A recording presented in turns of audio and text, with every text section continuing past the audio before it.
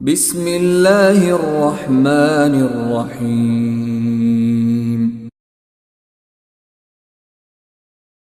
إن الحمد لله نحمده ونستعينه ونستغفره ونؤمن به ونتوكل عليه ونعوذ بالله من شرور أنفسنا ومن سيئات أعمالنا من يهده الله فلا مضل له ومن يضلل فلا هادي له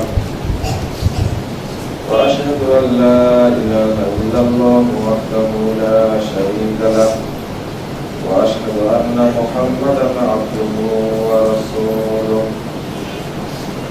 أما بعد فإن خير الحديث كتاب الله وخير الهدي هدي محمد صلى الله عليه وسلم وشر الأمور محدثاتها وكل محدثة بدعة وكل بدعة ضلالة وكل ضلالة في النار. فقد قال الله تعالى في كلامه المجيد والفرقان الحميد: أعوذ بالله من الشيطان الرجيم. ومن يكفر بالإيمان فقد حبط عمله وهو في الآخرة من الخاسرين. وقال تعالى في موضع آخر: ومن يشاقق الرسول من بعد ما تبين له الهدى ويتبع غير سبيل المؤمنين نوله ما تولى ونصله جهنم وساءت مصيرا. عن أبي هريرة رضي الله عنه قال: قال رسول الله صلى الله عليه وسلم: الدنيا ملعونة وملعونة ما فيها إلا ابتغي بها وجه الله. رواه النسائي بإسناد صحيح. যাবতীয় প্রশংসা মহান রব্বুল আলামিনের জন্য এবং যাবতীয় দরুদ ও তাসলিম বর্ষিত হোক শেষ নবী আহমদ মুস্তাফা মুহাম্মদ মুস্তাফা সাল্লাল্লাহু আলাইহি ওয়াসাল্লাম।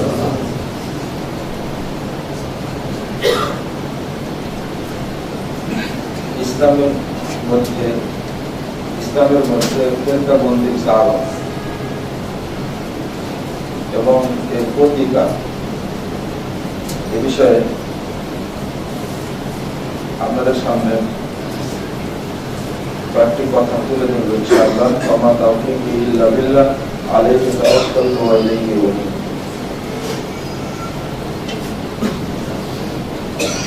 মৌলিক কারণ হলো দুইটা। একটি হলো আকীদাগত দ্বন্দ্ব, আর একটি অপব্যাখ্যাগত দ্বন্দ্ব। আর এই অপব্যাখ্যার জন্য তৈরি করা হয়েছে নিজেদের রুচি অনুযায়ী উসুল বা মূলনীতি। প্রথমত আকীদার সাইডটা অত্যন্ত গুরুত্বপূর্ণ। সবচেয়ে গুরুত্বপূর্ণ বিষয় আকীদা, কারণ আমল ছাড়াই বহু মানুষ মুক্তি পেয়ে যাবে শুধু আকীদার কারণে। বিশ্বাস যার স্বচ্ছ, যার ফাউন্ডেশন ঠিক আছে, ওই ব্যক্তিকে আল্লাহ রাব্বুল আলামিন মানে আমলের ক্ষেত্রে ত্রুটি থাকলেও বা আমলের ক্ষেত্রে কমতি থাকলেও আল্লাহ তাকে মাফ করে দেবেন। আল্লাহ বলছেন: ওমান ইয়াকফুর বিল ঈমান ফাকাদ হাবিতা আমালুহু। যে ব্যক্তি ঈমানের সাথে, বিশ্বাসের সাথে কুফরি করে, তার আমল সমূহ নষ্ট হয়ে যাবে। ওয়া হুয়া ফিল আখিরাতি মিনাল খাসিরিন। আর এই ব্যক্তি পরকালে ক্ষতিগ্রস্তদের অন্তর্ভুক্ত হবে, অর্থাৎ তারা জাহান্নামে যাবে, তাদের অন্তর্ভুক্ত হবে। সূরা মায়েদা ৫ নম্বর আয়াত। এর সাথে আরেকটি আয়াত সূরা মায়েদা ৮২ নম্বর আয়াত আল্লাহ রাব্বুল আলামিন বলেন: আল্লাযীনা আমানু ওয়া লাম ইয়ালবিসু ঈমানাহুম বিযুলমিন, সূরা আনাম 83 নম্বর আয়াত। যারা ঈমান এনেছে ওয়া লাম ইয়ালবিসু ঈমানাহুম বিযুলমিন, আর ঈমানের সঙ্গে শিরকের মিশ্রণ করেন, জুলুম মানে শিরক, উলাইকা লাহুমুল আমনু ওয়া হুম মুহতাদুন, তারা এই পৃথিবীতে এবং কিয়ামতের মাঠে সম্পূর্ণ নিরাপদ থাকে। বহুম মুহতাদুন, মূলত তারাই হেদায়েত প্রাপ্ত। এখানে স্পষ্ট হলো একটা জিনিস, যে যারা ঈমান আনবে আর ঈমানের মধ্যে শিরকের মিশ্রণ ঘটাবে না, একটা শর্ত। এই হাদিস আপনারা জানেন, তিরমিজির 194 পৃষ্ঠা হাদিসটি বর্ণিত হয়েছে। মুহাম্মদ রাসূলুল্লাহ সাল্লাল্লাহু আলাইহি ওয়াসাল্লাম বলেছেন যে বান্দার প্রতি আল্লাহ এত খুশি হবেন, বান্দা যদি সব পাপই করে আর যদি শিরক না করে, আল্লাহ বলছেন আতাইতুকা বিকুরাবিহা মাগফিরাতান, তুমি যত পাপই করে আসো না কেন, ওয়ালা তুশরিক বি শাইআ, শুধু শিরকটা করো না আমার সঙ্গে, আমি খুশি হয়ে সমস্ত পাপ ক্ষমা করে দিয়ে তোমার কাছে বসবো। সুবহানাল্লাহ। তাহলে আকীদার কারণে লোকটি বেঁচে গেল, আর শিরক আকীদার সাথে জড়িত।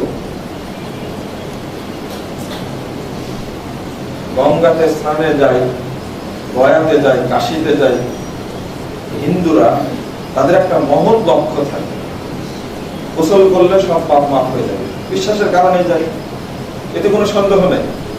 আবার বিশ্বাসের কারণে মুসলিম ব্যক্তিরা মাজারে যায়, বাবার কাছে কিছু বললে বাবা পাপও ক্ষমা করে দেবে, আবার কিছু চাইলে দানও করবে, এটা বিশ্বাসের কারণে যায়।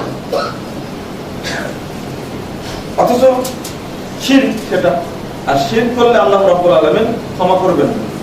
বিশেষ করে শিরকে আকবার করে কোনো ব্যক্তি মৃত্যুবরণ করলে খালিদান মুখাল্লিদান ফিন্নার, ও চিরস্থায়ী জাহান্নামে, কাফের মুশরিকরা যেভাবে চিরস্থায়ী জাহান্নামে থাকবে, শিরকে আকবার করে তওবা না করে যদি মারা যায়, ওই ব্যক্তি চিরস্থায়ী জাহান্নামে থাকবে, কোনোদিন জাহান্নাম থেকে বের হতে পারবে না, কোনোদিনই না। জাহান্নাম থেকে বের করার একটা অপশন ছিল। 41-24 নম্বর হাদিস আপনার তিরমিজিতে রাসূল সাল্লাল্লাহু আলাইহি ওয়াসাল্লাম বলেন, আখতারতু শাফাআহ লিমান মাতা লা ইউশরিক বিল্লাহি শাইআ, আমার শাফাআতটা, আমি শাফাআত ওই ব্যক্তিকে করব, আমার শাফাআত তার জন্য প্রযোজ্য হবে যে ব্যক্তি মারা গেছে কোনো কিছুর সাথেই শরীক করে না। তাহলে স্পষ্ট হয়ে গেল রাসূল সাল্লাল্লাহু আলাইহি ওয়াসাল্লাম তাদের সুপারিশও করবেন না, বাঁচতে পারবে না। এজন্য আকীদা যার যত ভালো, ওই ব্যক্তি তত বেঁচে যাবে। কিন্তু আকীদাগত দ্বন্দ্বটাই মূল দ্বন্দ্ব ফেরকাবন্দির জন্য। প্রথমেই ভাগ হয়ে গেল আকীদাগত কারণে, আর আকীদাটা না বুঝার কারণে ভাগ হয়ে গেছে। অথচ বুঝার মূলনীতি আল্লাহ রাব্বুল আলামিন দিয়ে দিয়েছেন পবিত্র কোরআনের সূরা নিসা 115 নম্বর আয়াতটা দেখুন। আল্লাহ বলছেন, ওয়া ইউশাকির রাসূল মিন বাদি মা তাবায়্যানা লাহুল হুদা ওয়া ইয়াত্তাবি গায়রা সাবিলিল মুমিনিন,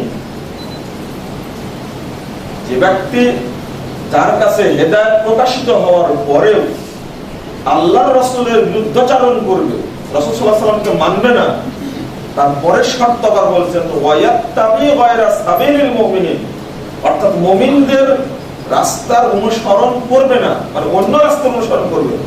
মুমিন মানে সাহাবা কেরামের রাস্তা। দুইটা শর্ত করলেন কেন? রাসূল সাল্লাল্লাহু আলাইহি ওয়াসাল্লামের শর্ত করলেই তো হতো।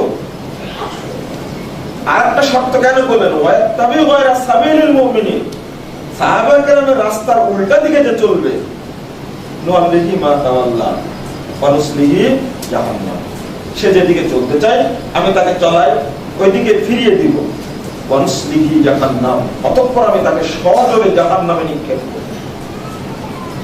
এখানে ওয়ায়াত্তাবি গায়রা সাবিলিল মুমিনিন, এই কথাটুকু মুসলিম উম্মার জন্য অত্যন্ত গুরুত্বপূর্ণ। আমি আপনি বলি আমি তো কোরআন এবং সহিহ হাদিস মানি, কিন্তু কোরআন এবং সহিহ হাদিস মানেন আপনার মতো করে, এটা আয়াত বলছে আপনাকে মানতে হবে সাহাবায়ে কেরাম যেভাবে মেনেছে ওইভাবে। এই শর্তটা আমরা কেউ বুঝতে চাই না। কোরআন পড়ছি নিজের মতো করে বুঝছি, হাদিস পড়ছি নিজের মতো করে বুঝছি। দুইটা ঝামেলা। একটা ঝামেলা হলো যে অনেকেই মনে করি যে ইসলামটা 4 মাযহাবের মধ্যে বন্দী। আবার এক শ্রেণীর মানুষ মনে করে যে খানকা মাজার এইগুলোর মধ্যে ইসলাম বন্দী। আবার আরেক শ্রেণীর মানুষের সমস্যা, মানে এতদিন কুয়ার মধ্যে ছিল, এখন সাগরে তাকে ছেড়ে দেওয়া হয়েছে, ও দিশাহারা হয়ে গেছে। আমি আবার খুলে বলি, গ্রামের পুকুর পুষ্কুনিতে ইলিশ মাছ পাওয়া যায় না, যতই খুঁজেন।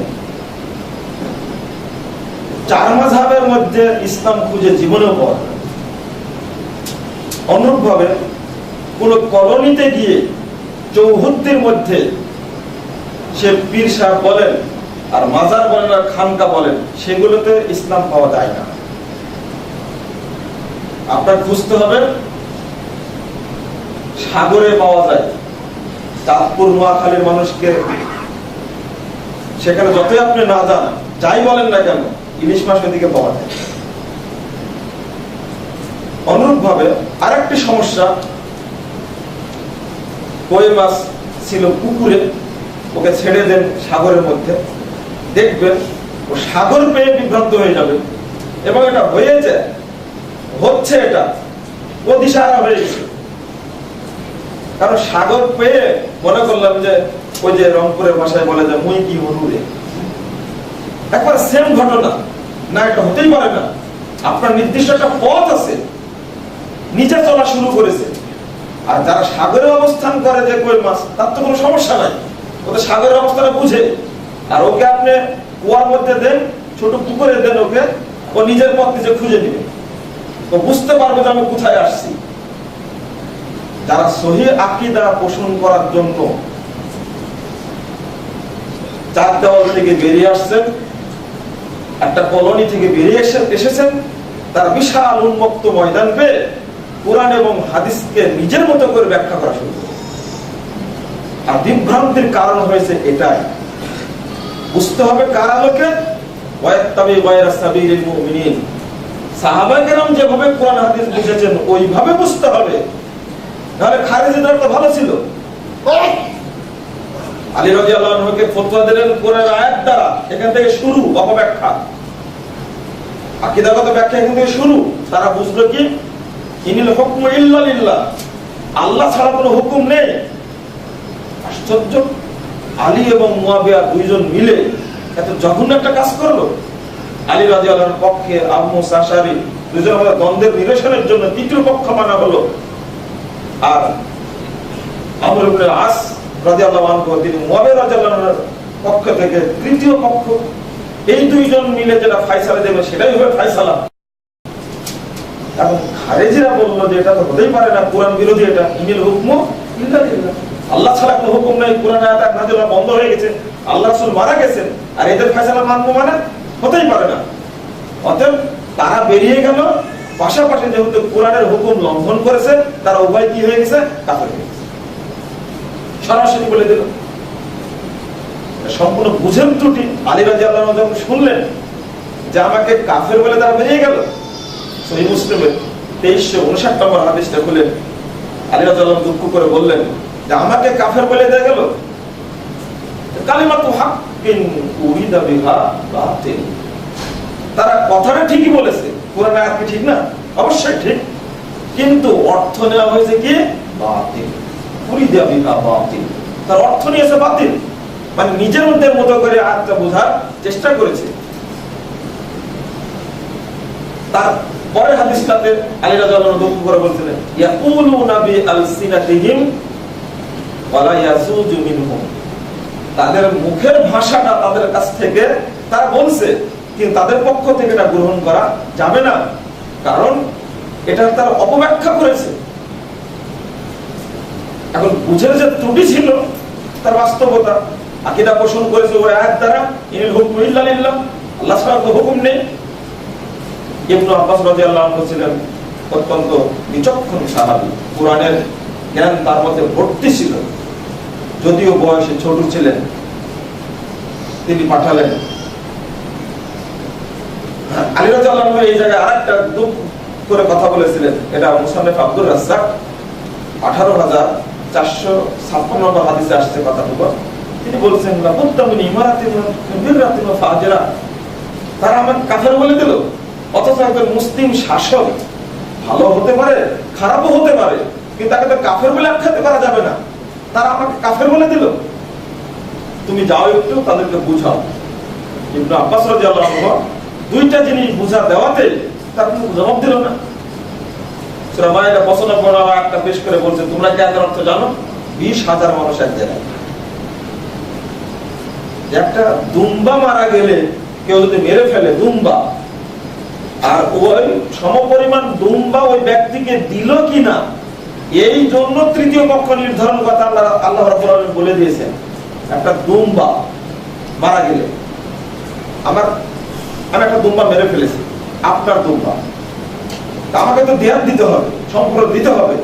এই দুম্বাটা ওই দুম্বার মতো ছিল কিনা, এই জন্য একটা তৃতীয় পক্ষ মানার কথা আল্লাহ বলছেন।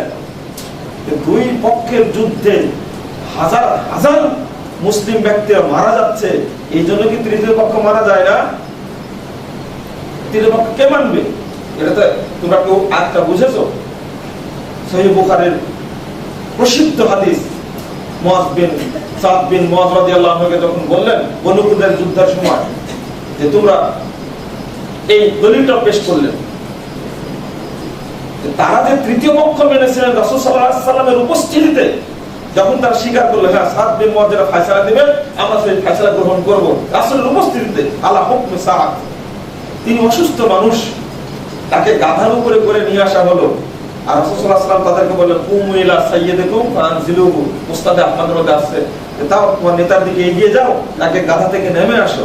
আর এই হাদিস দ্বারা, মানে এক হাদিস দ্বারা একটা হাদিসের অর্থ করছি আমি, কিন্তু এই হাদিস দ্বারা আবার আরেক শ্রেণীর মানুষ বুঝে যে সম্মানার্থে মানুষের জন্য দাঁড়ানো যাবে। আর একটা বিপদ, একটা কুমু ইলা সাইয়্যিদিকুম, তোমাদের নেতার উদ্দেশ্যে দাঁড়িয়ে যাও, এগিয়ে যাও, অর্থ এগিয়ে যাও, ফানজিলুহু, তাকে নামিয়ে নিয়ে আসো। এই হাদিস দ্বারা আমরা বুঝলাম যখন টিচার ক্লাসে ঢুকবে তখন ছাত্ররা সামনে দাঁড়িয়ে যাবে, জজ সাহেব যখন আসবে ইজলাসে তখন মুয়াক্কিলরা দাঁড়িয়ে যাবে, উকিলরা দাঁড়িয়ে যাবে। এটা জাহিলিয়াত। রাসূল সাল্লাল্লাহু আলাইহি ওয়াসাল্লাম যখন আসতেন সাহাবায়ে কেরামের কাছে তখন সাহাবীরা দাঁড়াতেন না। সহিহ তিরমিজির হাদিস, এটা 2588 নম্বর হাদিস, আল্লাহ রাসূল দাঁড়াতেন না, সরি সাহাবায়ে কেরাম দাঁড়াতেন না, আল্লাহ রাসূল আসতেন। সবচেয়ে সম্মানিত মানুষকে রাসূল সাল্লাল্লাহু আলাইহি ওয়াসাল্লাম কাদের কাছে? আমাদের কাছে সাহাবাদের সবচেয়ে প্রিয় মানুষ ছিলেন, তারাই দাঁড়াতেন না। এখন দাঁড়ানো লাগবে, হাদিসের অপব্যাখ্যা হয়ে গেছে। মুসনাদে আহমদ খুললে পাওয়া যায় ফানজিলুহু, তাকে তোমরা নামিয়ে নিয়ে আসো। তাহলে বোঝা গেল এমনি দাঁড়াতে বলেননি। আর ইলা সাইয়্যিদিকুম যখন বলা হয়েছে, লি সাইয়্যিদিকুম বলা হয়নি। এটা আরবি একটা ব্যাকরণগত ব্যাখ্যা আছে, ওদিকে গেলাম না। এক, তিনি যে অসুস্থ ছিলেন তার বাস্তব হাদিসে আসছে যে খাইবারের যুদ্ধে তার রগ গুলো কেটে গেছিল। আয়েশা রাদিয়াল্লাহু আনহা বলছেন, আমি দেখতে পাচ্ছি আল্লাহ রাসূল সেবা করার জন্য মসজিদে নববীতে তাকে রেখে দিয়েছেন, আর রক্ত গড়িয়ে তাবু ছেড়ে বেরিয়ে চলে যাচ্ছে। আর ওই অবস্থায় তাকে ধরে নিয়ে আসা হলো, নিয়ে এসে তিনি যে ফয়সালা দিলেন তৃতীয় পক্ষ হয়ে, ওই ফয়সালায় বনু কুরাইজা মেনে নিল। ইবনে আব্বাস রাদিয়াল্লাহু আনহু যখন বললেন তখন 20,000 লোকের মধ্যে 12,000 লোক ফিরে চলে আসলো। আলহামদুলিল্লাহ। তো সবাই যে ফিরে আসবে না এটা তো প্রমাণ। 8,000 লোক আসেনি, শুধু এখানে অপব্যাখ্যা করলো, আর এই অপব্যাখ্যার কারণে ওরা আকীদা পোষণ করেছে এটা যে কেউ কুরআনের হুকুম তার চোখে মনে হয়েছে লঙ্ঘন করেছে। এরা তো রাসূল সাল্লাল্লাহু আলাইহি ওয়াসাল্লামকে ছাড়েননি, কত খুতবায় বলে দিয়েছি। আল্লাহ রাসূলকে বলছে এই দিলে মুহাম্মদ তুমি ইনসাফ করো, তোমার ইনসাফ হচ্ছে না, নাউযুবিল্লাহ। আল্লাহ সাল্লাল্লাহু ওয়াই হক ইয়াদব ওয়া ইল্লাম ইয়াদিল ফামান ইয়াদিল, আমি যদি ইনসাফ না করি পৃথিবীর কে ইনসাফ করবে, ধমক দিয়ে দিলেন। আর এই আকীদার কারণে পৃথিবীতে তাদের কোনো আমল আল্লাহর দরবারে কবুল হবে না, যদিও আমল তারা সবচেয়ে ভালো করবে। এই আকীদাগত দ্বন্দ্বের কারণে ওরা এটা বুঝেছে। এখানে একটা জিনিস আপনাদের পার্থক্য করে দিই। হ্যাঁ, ওই হাদিসে সাদ বিন মুআয রাদিয়াল্লাহু আনহু ফজিলত বর্ণিত হয়েছে, তিনি যখন মৃত্যুবরণ করেন রাসূলুল্লাহ সাল্লাল্লাহু আলাইহি ওয়াসাল্লাম বলেন ওয়াহতাজ্জালাহু আরশুর রহমান, তার মৃত্যুতে আল্লাহর আরশ কেঁপে উঠেছে। অত্যন্ত মর্যাদাবান মানুষ ছিলেন। এখানে মূল কারণ দেখেন আকীদাগত দ্বন্দ্ব। তিনটা জিনিসের সমন্বয় নিয়ে ঈমান, আত-তাসদীক বিল জিনান, আল ইকরার বিল লিসান, ওয়াল আমাল বিল আরকান। অন্তরে বিশ্বাস, মুখে স্বীকৃতি আর কাজে বাস্তবায়ন, এই তিনটার সমন্বয়ে ঈমান। এখন তিনটার সমন্বয় যদি তিনটাকেই মূল ভাবেন আপনি, তাহলে বুঝতে হবে আপনি খারিজি হয়ে গেলেন। অন্তরে বিশ্বাস, মুখে স্বীকৃতিতে ত্রুটি হয় না, কিন্তু কাজে যে ত্রুটি হয়ে যায় তখন কি হবে? খারিজিরা এই তিনটা বিষয়কেই মূল মনে করলো। আকীদাগত দ্বন্দ্বের শুরু তিনটে বিষয় মূল। কেউ যদি অন্তরে বিশ্বাস করে, মুখে স্বীকৃতি না দেয়, আমল না করে বা ত্রুটি থাকে, তাহলে ওই ব্যক্তি সরাসরি কি কাফের। মুরজিয়ারা বলল অন্তরে শুধু বিশ্বাস থাকলেই হবে, স্বীকৃতি দেওয়ার দরকার নেই, আমল করার দরকার নেই। এটা আপনার মুতাজিলিরা। অন্তরে বিশ্বাস থাকলেই হবে, মুখে স্বীকৃতি দেওয়ার দরকার নেই, কাজে বাস্তবায়ন করার দরকার নেই। আর আহলে সুন্নাত ওয়াল জামাত সালাফি আকীদা বা আহলে হাদিস আকীদাটা কি? মুখে অন্তরে বিশ্বাস, মুখে স্বীকৃতি, এই দুইটা হলো মূল, আর আমল হলো তার শাখা। তিনটাই যদি মূল ধরা হয় তাহলে তো আপনি কাফের হয়ে যাবেন। কিভাবে? এটা দলিল পেশ করতে হবে আপনাকে, যে কেন কাজে বাস্তবায়ন করা লাগবে। আপনি তো অনেক সময় কাজ করতে পারেন না, শরীয়তে আছে অনেক কিছুই, আপনি অনেক সময় সেইটা বাস্তবায়ন করতে পারেন না, না করলে আপনি কাফের হয়ে যাবেন। কারণ এটা ঈমানের যদি ঈমানের মূল মনে করেন ওইটাকে। আবার দেখা যাচ্ছে ওই যে 100 জন মানুষকে হত্যা করার পরে লোকটি তওবা করলো, ক্ষমা করেননি আল্লাহ? করেছেন? তো আমলও নাই। সহিহ বুখারী হাদিস 3470 নম্বর হাদিসটা খুলে দেখবেন আপনি। পানি সিরাতের মধ্যে গল্প করলেন না রাসূলুল্লাহ সাল্লাল্লাহু আলাইহি সাল্লাম? আর ওই ব্যক্তি সম্পর্কে বললেন রাসূল সাল্লাল্লাহু আলাইহি সাল্লাম তার ছেলেদেরকে বললেন, যখন আমি মারা যাব আমাকে পোড়াবা, পোড়ার পরে এক ভাগ মাটিতে দিবা আর এক ভাগ পানিতে দিয়ে দিবা। এই হাদিসটা ৭৭৫৬ নম্বর হাদিস সহিহ মুসলিমে। এটা কি করবেন? ওই হাদিসের শুরুতে আছে লাম ইয়ামাল হাসানাতান কত্তু। রাসূল সাল্লাল্লাহু আলাইহি সাল্লাম বলেছেন ও জীবনে একটি নেকির কাজও করে। কি এই লোকটি জান্নাতে যাবে না জাহান্নামে যাবে? জান্নাতে যাবে না। আল্লাহ জিজ্ঞেস করলেন, আবার তাকে জমা করলেন, জিজ্ঞেস করলেন লিমা ফাআলতা হাযা, তুমি কেন এটা করেছো? সে জবাব দিল যে মিন খাশিয়াতিক ইয়া রাব্বি ওয়া আনতা আলাম, হে আমার রব, আপনি ভালো জানেন কেন করেছি, আর এটা আপনার ভয়েই করেছি। যখন বলে দিলেন তখন ওই ব্যক্তিকে আল্লাহ ক্ষমা করে দিলেন। কোনো তো আমল নাই তার। তাহলে কি দেওয়া বিশ্লেষণ করবেন আপনি? এখানে আকীদার অত্যন্ত দাম। তিনি তওবা করে নিয়েছেন, আল্লাহ তাকে ক্ষমা করে দিয়েছেন, আমল নেই। আবার আমলের ত্রুটি করলে, আগে হাদিস শোনালাম আপনাদেরকে, যে যদি বান্দা শুধু শিরিক না করে আর কিয়ামতের মাঠে যদি হাজির হয়, বলছেন যে ইয়া ইবনে আদম, হে আদম সন্তান, লাউ আতাইতানি বি লা আতাইতানি, যদি তুমি আমার কাছে উপস্থিত হও আসমান মানে জমিন ভর্তি পাপ নিয়ে, লা আতাইতুকা বিকুরাবিহা মাগফিরাতান ওয়ালা তুশরিক বি শাইআ, কিন্তু আমার সাথে শিরক করনি, তাহলে বোঝা যাচ্ছে অন্য অন্য পাপগুলো আল্লাহ ক্ষমা করতে পারেন আমলের ত্রুটির কারণে, কিন্তু তাসদিক বিল জিনান আল ইকরার বিল লিসান এই দুটো মূল, এই দুইটাই যদি কোন রকমের ঘাটতি আপনার থাকে, আগে বিশ্বাস করলেন, তারপরে সাক্ষী দান করলেন আশহাদু আল্লা ইলাহা ইল্লাল্লাহ ওয়া আশহাদু আন্না মুহাম্মাদান আবদুহু ওয়া রাসূলুহু বলে দিলেন, নিজে বিশ্বাস করলেন এবং স্বীকৃতি দান করলেন, এবার আপনি অবশ্যই মুমিন। তবে আমলটা তার কি শাখা, আর তিনটাকে মূল মনে করলে কোন আমলের ত্রুটি হয়ে গেলেন আপনি খারিজ হয়ে গেলেন। যেমন অন্তর বিশ্বাস, মুখে স্বীকৃতি, এই দুইটাতে ত্রুটি হলে আপনি শেষ, আপনি তো মুমিনের খাতায় নেই। এই নাম হলো আকীদা। এখানে দুটো ভাগ হয়ে গেছে, কুফরে আমালি আর কুফরে ইতিকাদি।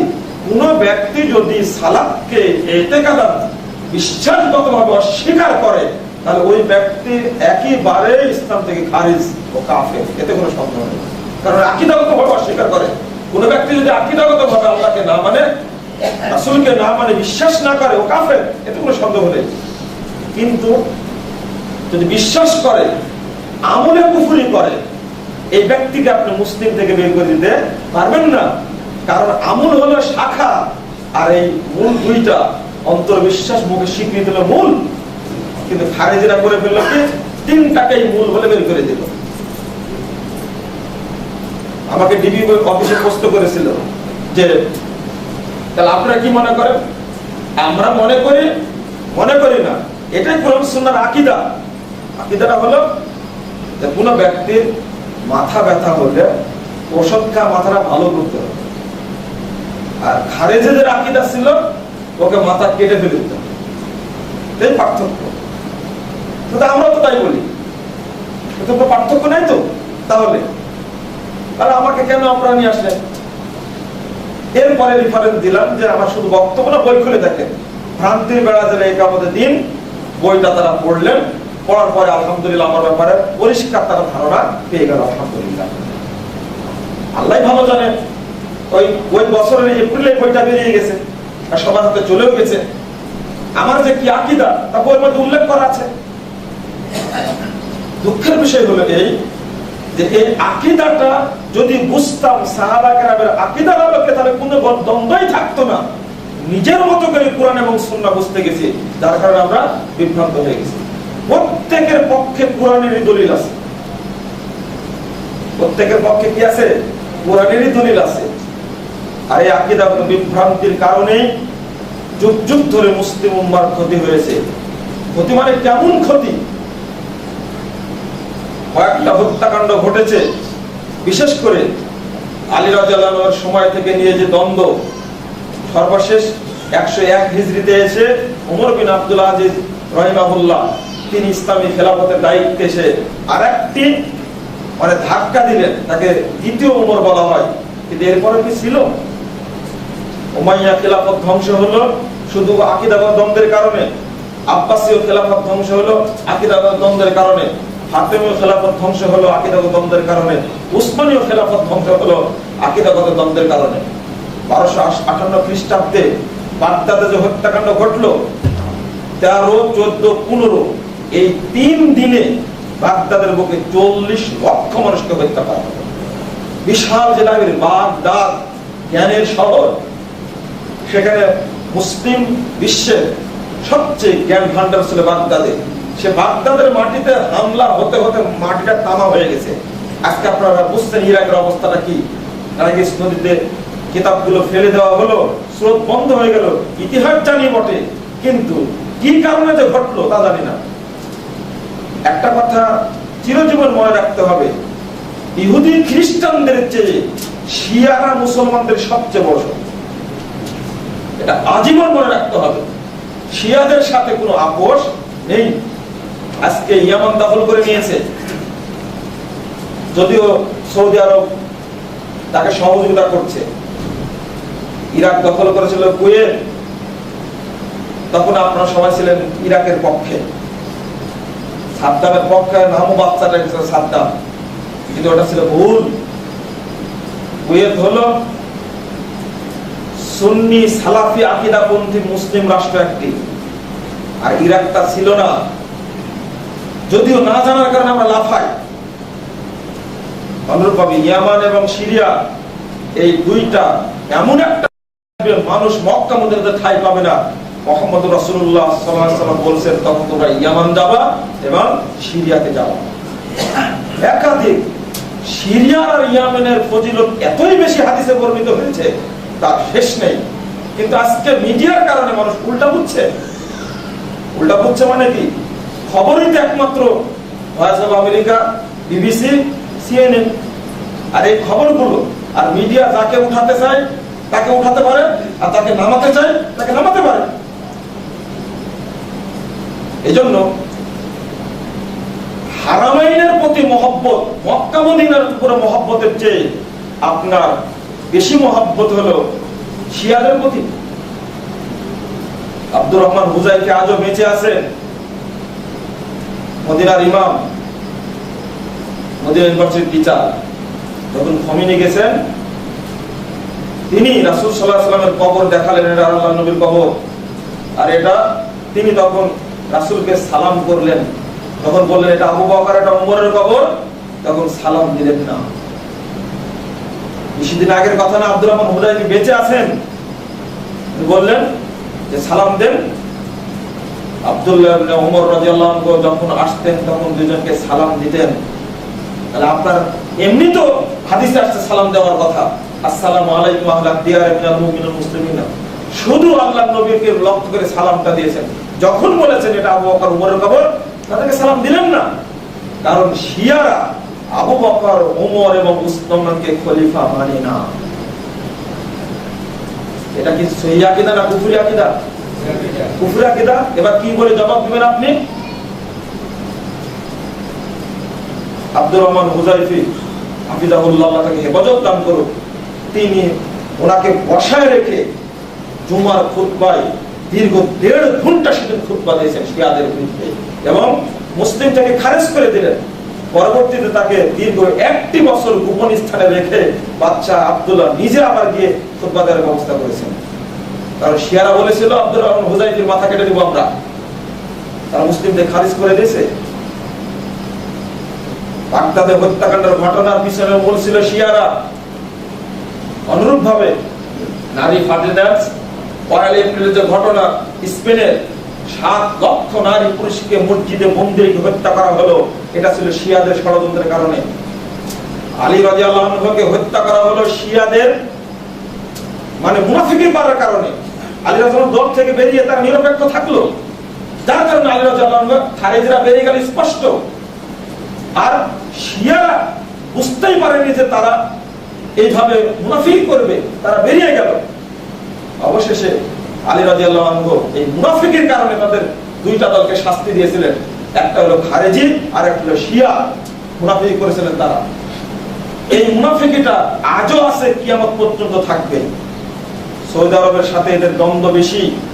এজন্য দীর্ঘ 31 বছর পরে ইরানের কোন শাসক আহমদিনেজাদ হজ করতে গেছিলেন, কিন্তু আরাফার মাঠে যেতে পারেননি।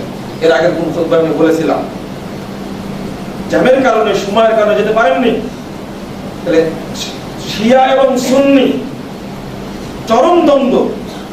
আর এই দ্বন্দ্বের কারণে এই কথাটাও আপনাদের বলে দিই একটু, সেটা হলো ইখওয়ানীদের সাথেও বিরাট দ্বন্দ্ব রয়েছে। সৌদি আরবের আকীদা, সালাফি আকীদার দ্বন্দ্ব রয়েছে, চরম দ্বন্দ্ব।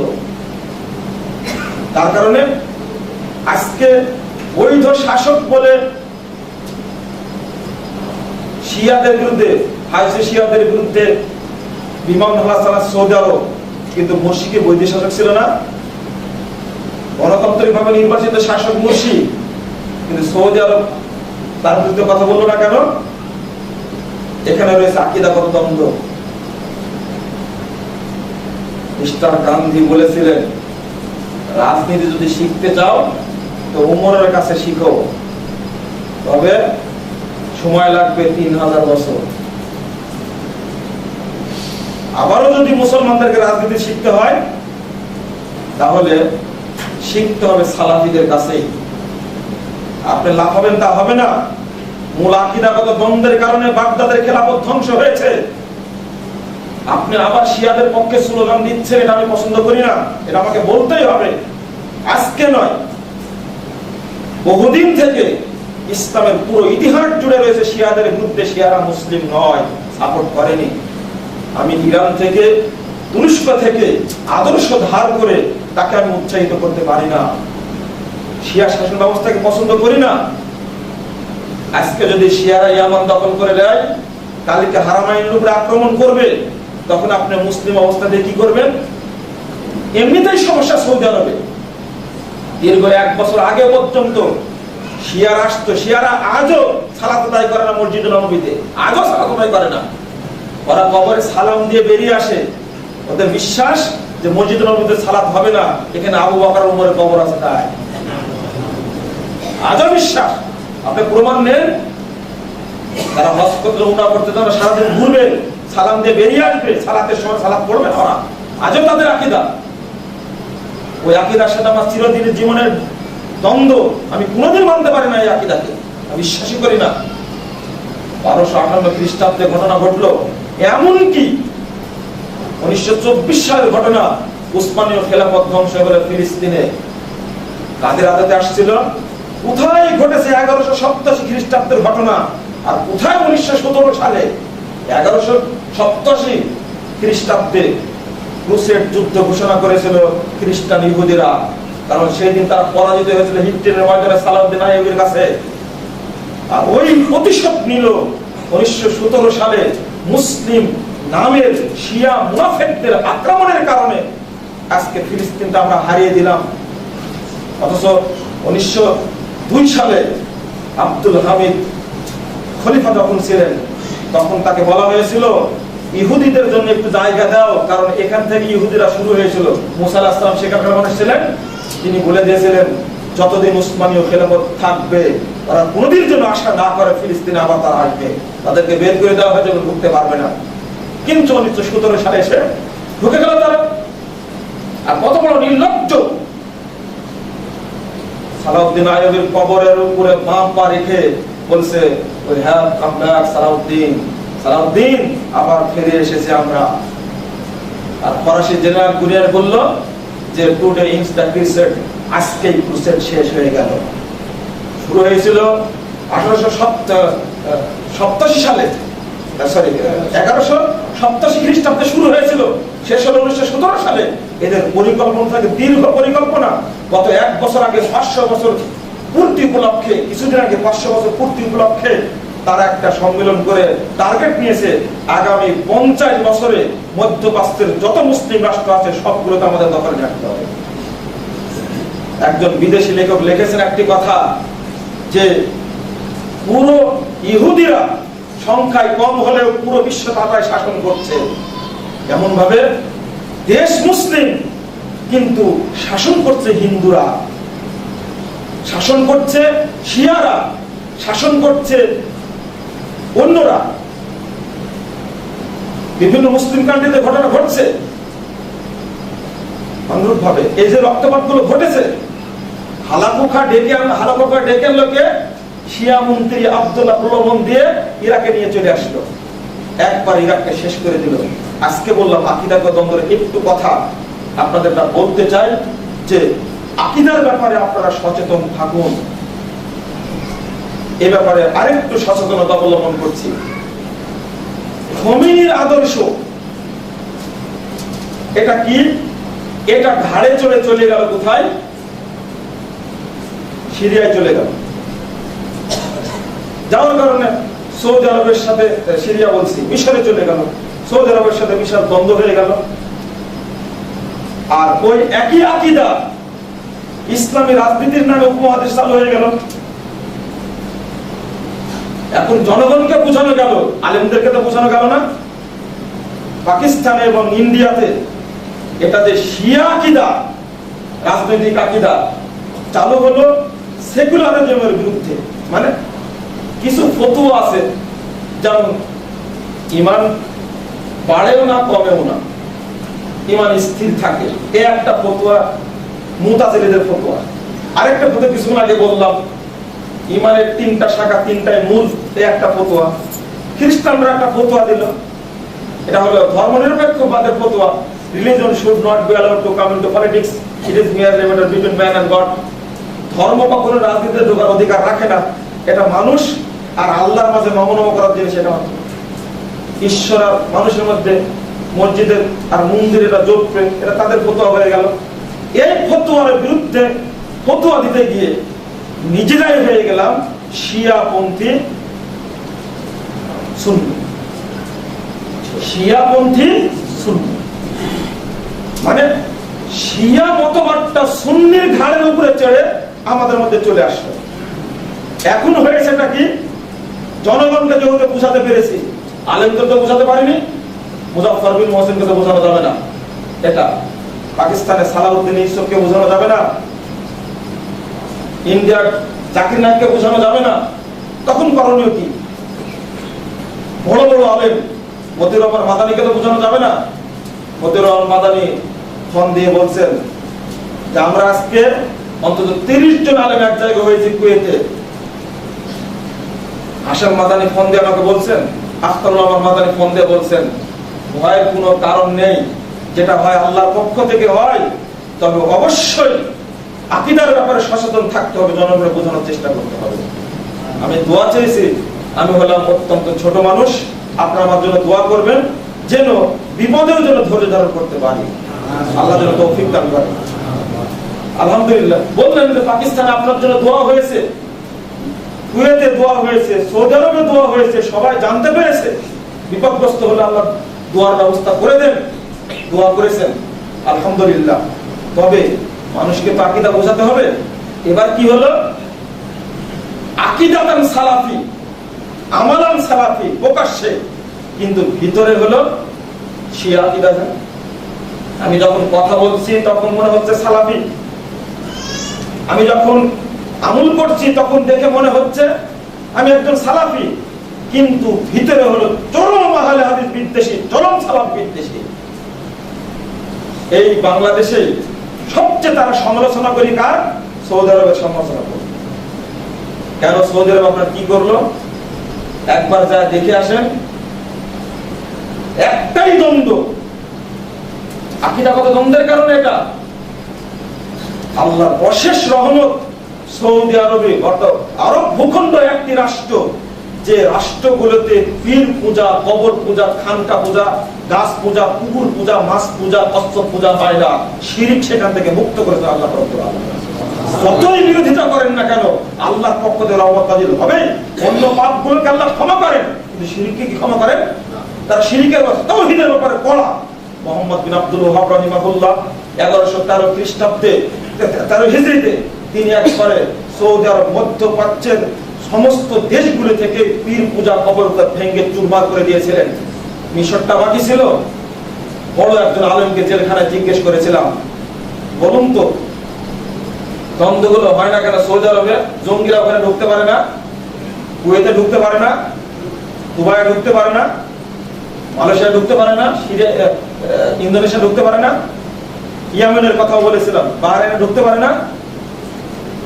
বিশাল বোমা হামলা হয়ে সিরিয়া শেষ হয়ে গেল, মিশর বোমা হামলা হয়ে শেষ হয়ে গেল, পাকিস্তান বোমা হামলা বাংলাদেশে হচ্ছে, ওগুলো তো হয় না কেন? উনি এক বাক্যে উত্তর দিলেন, তুমি ভেবে উত্তর চেয়েছো, ভেবে উত্তর তোমাকে দিব না, আমি এখনো উত্তর দিচ্ছি। সেখানে হলো রাসূলুল্লাহ সাল্লাল্লাহু আলাইহি ওয়াসাল্লাম এবং সাহাবায়ে কেরাম আকীদা বিরাজমান, সেখানে আল্লাহ নিরাপত্তা দান করেছেন। সুবহানাল্লাহ। কোরআনের আয়াত, আল্লাযীনা আমানু ওয়া লাম ইয়ালবিসু ঈমানাহুম বিযুলমিন উলাইকা লাহুমুল আমনু ওয়া হুম মুহতাদুন। আল্লাহর জ্বলন্ত আয়াতের প্রমাণ, যারা ঈমান আনবে, ঈমানের সাথে শিরক মিশ্রিত করবে না, আল্লাহর পক্ষ থেকে তাদের উপরে নিরাপত্তা।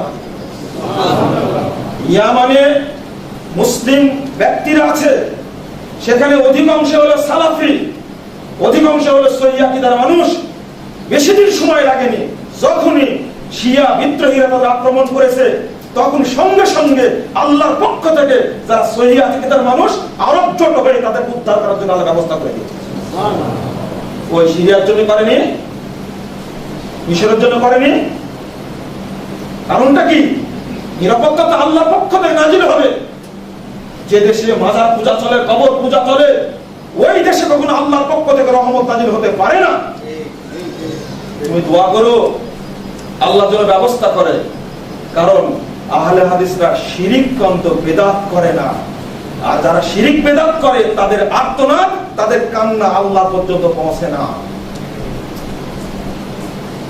এই বাস্তবতা চোখের সামনে দেখেন। অতএব আকীদাগতভাবে স্বচ্ছ ধারণা রাখো, সামনে এগিয়ে চলুন। আর একটা পয়েন্ট বলতে চেয়েছিলাম, সেটা হলো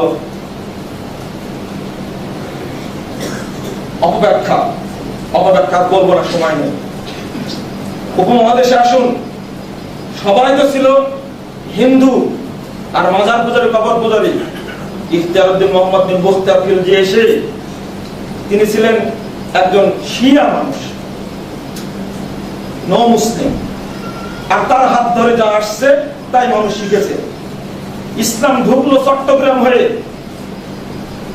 তাকেও বলি আমরা দারুল ইসলাম, কিন্তু বাংলাদেশকে আমরা বাবুল ইসলাম বলতে পারি। তাহলে এদের ঢুকেছিল, এখান থেকে আদা হাদিয়া পাঠালেন। সেই সময়ে এই সমস্ত মানুষদের আকীদা এখনো, চিটাগংয়ের মানুষ আরবিতে কথা বলে অনেকটাই, অনেক আরবি শব্দ সেখানে পাওয়া যায়। বণিকদের সাথে সম্পর্কে ঘটনা ঢুকলো। এটা এত তাড়াতাড়ি এমনটা হলো কেন? যখন ইসলামের জাগরণ ঘটে বাংলাদেশে, তখন অনেক পরে, তখন সব শাসকগুলো হলো শিয়া শাসক।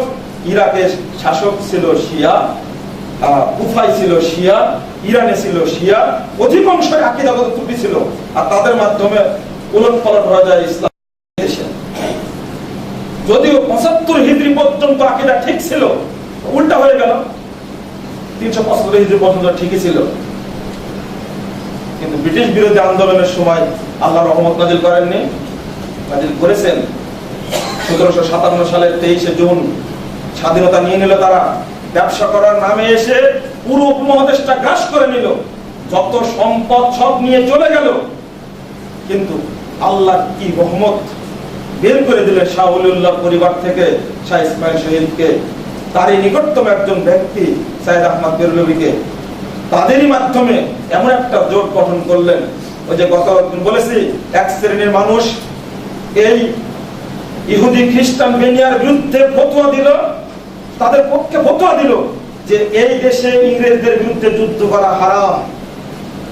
শাহ ইসমাইল শহীদ বলে দিলেন যে না, হতেই পারে না।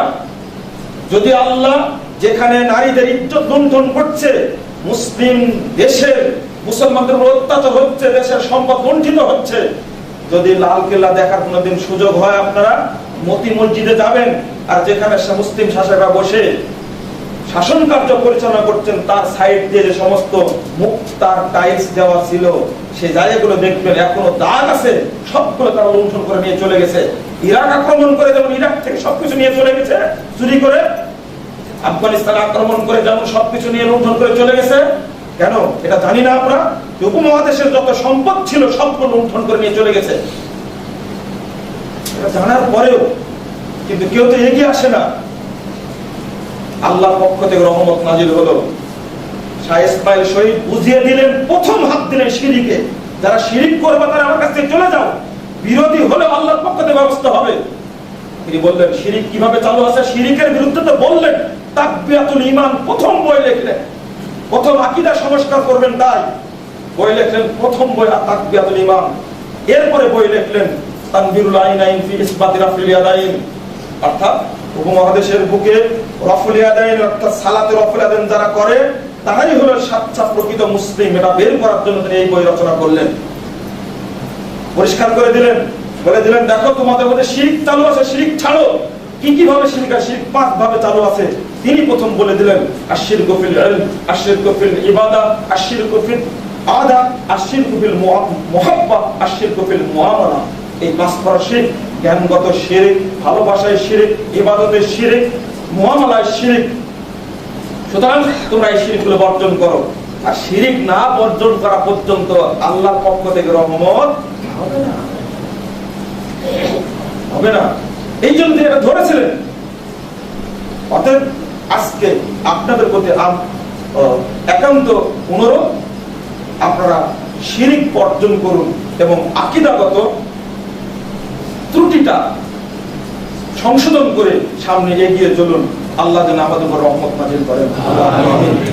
একজন ভাই সম্প্রতি ভ্রান্ত আকীদা বনাম সঠিক আকীদা বই বের হওয়ার কারণে উনি বললেন, একবার জেলখানা থেকে বেরিয়ে আসলেন, আবার কি জেলখানায় যাওয়া লাগে? ভ্রান্তির বেড়া তাহলে একামতের দিন লেখে নাকি জেল খাটছি, ভালো কথা, আলহামদুলিল্লাহ। আমি বললাম যে আকীদাটা মানুষের কাছে প্রকাশ করতে হবে, এই জন্য জেলখানা থেকে এসে আমি এটা বুঝেছি যে আকীদার সমস্যার কারণে আমাদের অনেক সমস্যা। আল্লাহ যদি আমাদের আকীদাগত সমস্যা দূর করে দেন, তাহলে ইনশাআল্লাহ আমাদের রহমত নাযিল হবে, দেশ শান্তি থাকবে, দুর্নীতি থাকবে না, এটা আল্লাহর ওয়াদা। আল্লাহ তুমি আমাদেরকে শিরক মুক্ত করো, আমাদেরকে সহিহ আকীদা পোষণ করার তৌফিক দান করো। যারা বিভ্রান্ত আকীদা নিয়ে আছে, আল্লাহ তুমি তাদেরকে সংশোধন হওয়ার তৌফিক দান করো। আকুলু কাওলি হাযা আস্তাগফিরু লি ওয়া লাকুম ওয়া লিসাইরিল মুসলিমিন।